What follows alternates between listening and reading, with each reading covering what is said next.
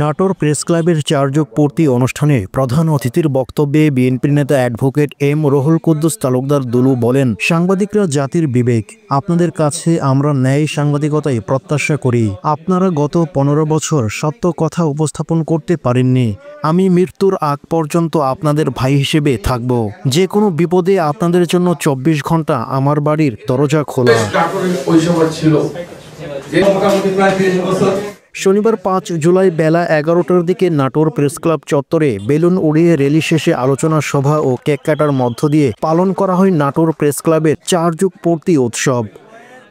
Press club মিলনায়তনে আলোচনা সভায় সভাপতিত্ব করেন নাটোর প্রেস ক্লাবের সভাপতি ফরাজি আহমদ রফিক বাবন এবং সহ সভাপতি শহীদুল হক সরকারের সঞ্চালনায় স্বাগত বক্তব্য রাখেন প্রেস ক্লাবের সাধারণ সম্পাদক নাজমুল হাসান।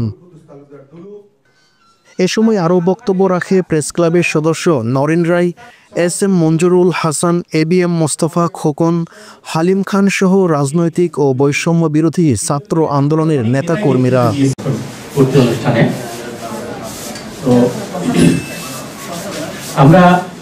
আমি যেটা প্রেস ক্লাব কর্তৃপক্ষকে এর আগে অনুরোধ করেছিলাম যে দুলু ভাইকে আধা ঘন্টা 1 ঘন্টার জন্য আমরা দুলু ভাইকে সারাদিন নাটোর প্রেস ক্লাবে নিয়ে দুলু ভাইয়ের সঙ্গে আমরা আপনারা দেখেছেন যে কিছুদিন আগে আমরা পুরো জেলা নিয়ে একটা আয়োজন, প্রিয় অভিভাবক আমার বড় ভাই রুহুল কুদ্দুস তালুকদার দুলু ভাই সহ প্রতি আমরা কৃতজ্ঞ। আমরা অনেক অতিথির কথা শুনবো।